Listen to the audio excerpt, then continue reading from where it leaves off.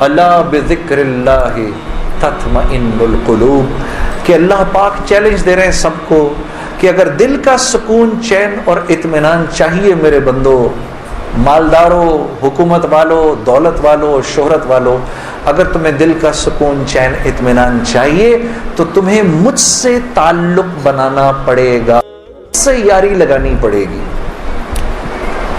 مولانا کی یہ بات سن کر میں تو پہلے ہی پریشان تھا، 3 دن سے بیان سن رہا تھا، میں تو دھاڑے مار کے رونا شروع ہو گیا،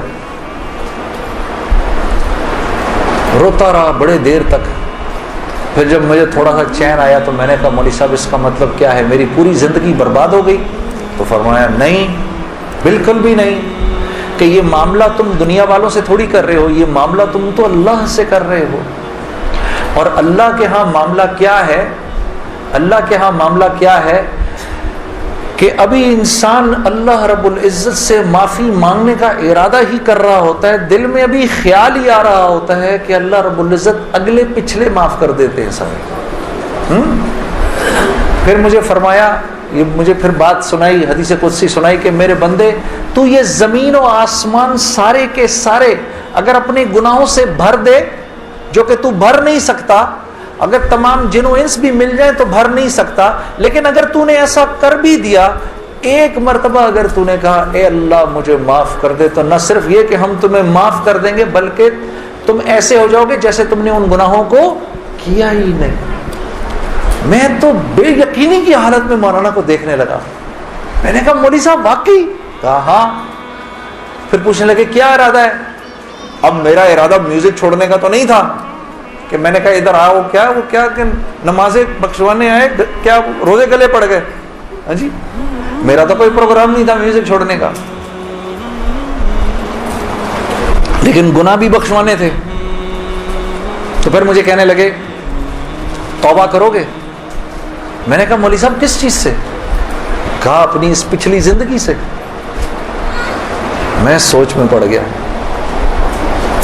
اچھا، میں نے کہا جی میں توبہ کرتا ہوں۔ میں نے توبہ کی، یا اللہ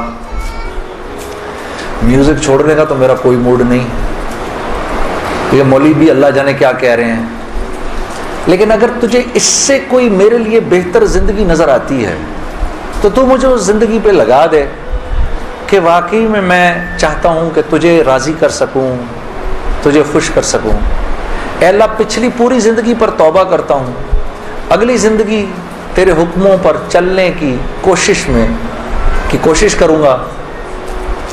اگر تو واقعی ایسا ہے جیسا یہ مولوی صاحب فرما رہے ہیں تو تو مجھے معاف کر دے۔ میں نے کہا توبہ کر لی۔ مولوی صاحب نے کہا اب کیسا محسوس کر رہے ہو؟ میں نے کہا جی بہت ہلکا۔ پھر میں نے کہا لیکن مولوی صاحب بات تو یہ ہے کہ اگر میرے پچھلے سارے معاف ہو گئے اور اس پر اللہ نے اگر جنت دی تو میری تو بہت ہی بڑی جنت ہوگی، آپ سے بھی بڑی۔ تو فرمانے لگے نہیں بیٹا اتنی جلدی نہ کرو، تمہیں وصول تو ہم ہی نے کیا ہے، جو تجھے ملے گا اس سے تو بڑا ہمیں ملے گا ہی ملے گا۔ ہاں، لیکن میں نے کہا مولوی صاحب، اور بہنیں اس بات کی تصدیق کریں گی، موسیقی تو روح کی غذا ہے کہ نہیں؟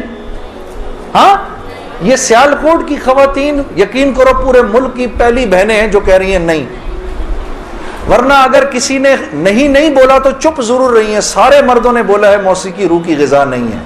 موسیقی روح کی غذا ہے جی؟ یہ دیکھو اب آواز آئی ہے، اب ایسا لگ رہا ہے کوئی بیٹھ کے سن رہا ہے جی۔ موسیقی روح کی غذا ہے جی؟ شاباش، اللہ آپ لوگوں کو اس پر چلا دے، اللہ رب العزت آپ کے موبائلوں میں جتنے بھی گانے ہیں سب اڑا دے اسی وقت، گھروں میں جتنی کیسٹیں ہیں سب ٹوٹ جائیں، اللہ کرے ساری سیڈیاں ٹوٹ جائیں، اللہ پاک ایسے کرے گانے کی آواز ہی نہ سننے کو ملے آج کے بعد آپ میں سے کسی کو۔ یہ سوچ لو آمین قبول ہو جائے گا، اب سوچ کے بولنا آمین۔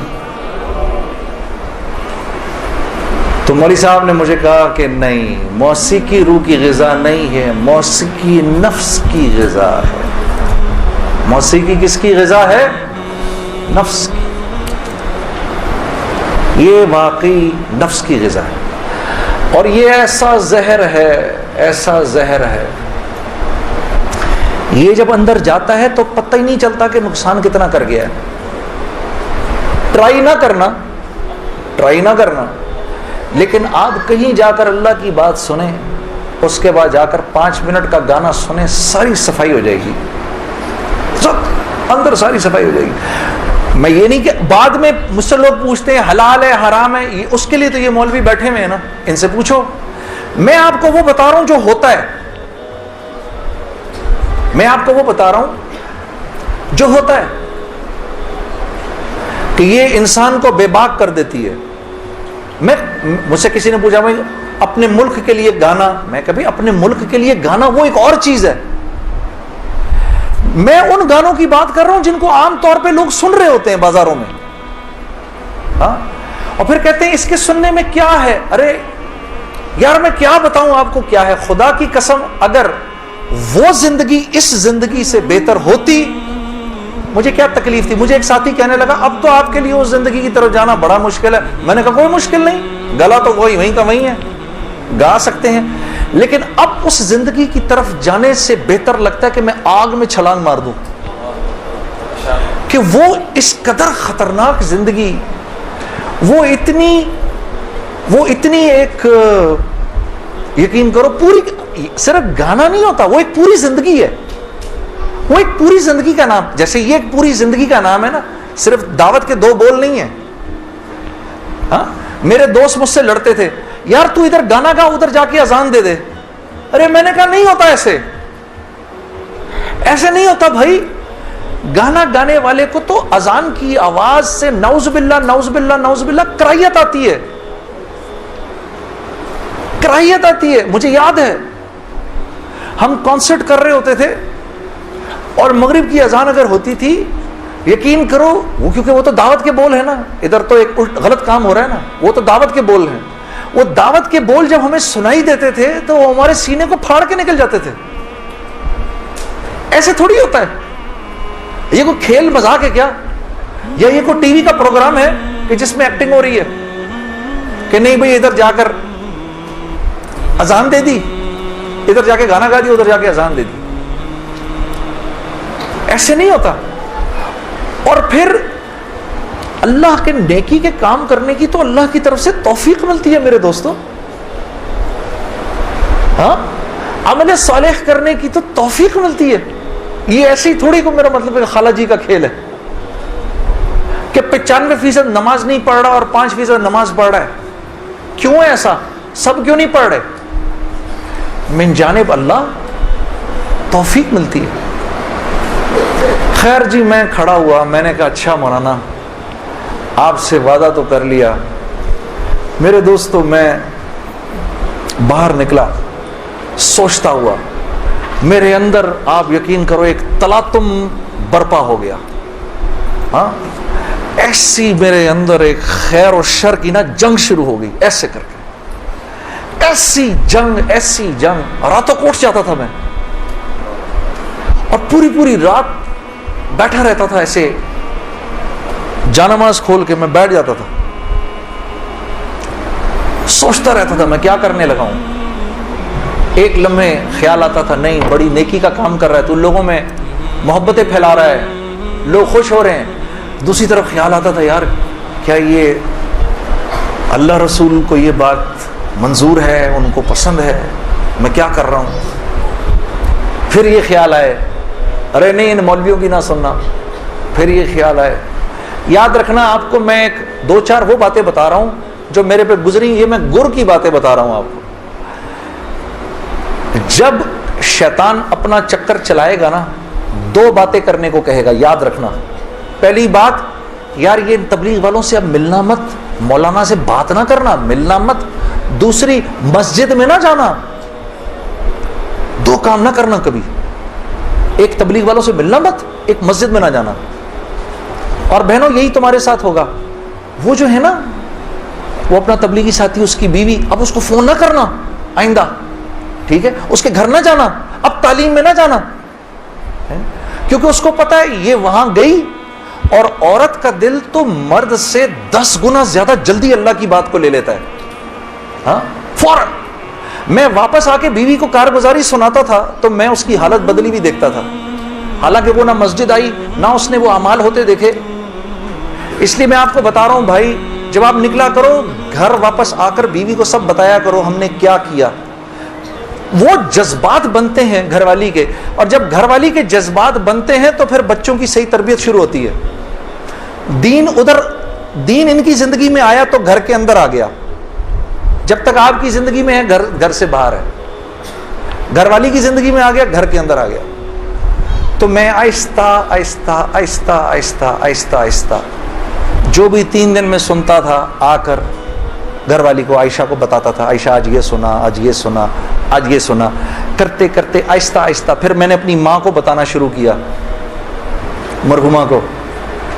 اللہ کی شان, میں آج بھی اللہ کا شکر کرتا ہوں, مجھے موقع محل نہیں تو میں آپ کو کبھی بتاؤں جب میری ماں کا انتقال ہوا تو کیسے ہوا. میرے دل کی دعا ہے اللہ ہر عورت کو دنیا سے ایسے لے کے جائے جیسے ہماری والدہ گئیں. تو وہ میں اپنی ماں کو بتاتا تھا, میری ماں بھی ایک دم, اس نے بھی جلدی جلدی لینا شروع کر دیا. کرتے کرتے میری ماں, ہم سب گھر کی خواتین میں سب سے پہلے میری والدہ پردے میں آ گئیں فوراً. اور مولوی صاحب کہہ رہے ہیں ان کے انتقال کا بتائیں, میں ضرور بتاؤں گا آپ کو, مختصراً بتاتا ہوں. میری ساؤتھ افریقہ کی تشکیل تھی, پیچھے والدہ کی طبیعت بہت خراب ہو گئی. مجھے بھائی نے بولا جنید بھائی آ جائیں واپس کیونکہ امی جا رہی ہیں, امی نے اب نہیں رکنا. تو میں نے ساتھیوں سے کہا, انہوں نے کہا یار چلے جاؤ کیا فرق پڑتا ہے, یہ پھر یاد کرو گے ساری زندگی. اب میں سوچتا رہا, اب میں نے امی کو فون کیا, میں نے کہا اماں آ جاؤں, کہا نہیں ہرگز نہیں آنا. تو میں نے کہا کیوں؟ تو کہنے لگی اگر میرا انتقال ہوا تو میں کتنی خوش قسمت ہوں کہ میں اللہ کو بتاؤں گی کہ جب میرا انتقال ہوا تو میرا بیٹا تیرے راستے میں تھا, تو تم مت آؤ, مجھے کچھ نہیں ہوگا, اور اگر ہو گیا تو اس کو اللہ کی مرضی سمجھ رہا, بس میرے لیے تم دعا کرنا. اللہ کی شان, امی کا انتقال نہیں ہوا. اس میرے 40 دنوں بعد میں واپس آیا تو بہت خوش ہوئی, گلے لگایا, کہا دیکھو میں نے کہا تھا اللہ نے مجھے زندہ رکھا جب تک کہ تم نہیں آتے واپس. پھر میری حضرات نے 10 دن کی اور تشکیل کر دی کینیڈا کی. تو میں نے کہا اماں پھر 10 دن کے لیے بھیج رہے ہیں, جاؤں نہیں جاؤں؟ نہیں چلے جاؤ نا, تو بالکل ٹھیک ہوں. میں نے کہا جی ٹھیک ہے. میں جس دن گیا ہوں اس دن ہم ٹورانٹو میں مرکز میں بیٹھے ہوئے تھے, تو وہ پوری ٹورانٹو کی شورا سامنے بیٹھی ہوئی تھی, میرا بیان تھا. بیان کے دوران ایسے موبائل پڑا ہوتا ہے, میں نے رکھا ہوا تھا کہ بہن کو بولا ہوا تھا کہ اگر اماں کو کچھ ہو مجھے فوراً بتا دینا. میرا موبائل بند ہو گیا, میں سمجھا خراب ہو گیا, اب وہ چلے ہی نہ کسی طرح سے. خیر میں نے اس کو چھوڑے رکھا, میں بات کرتا رہا.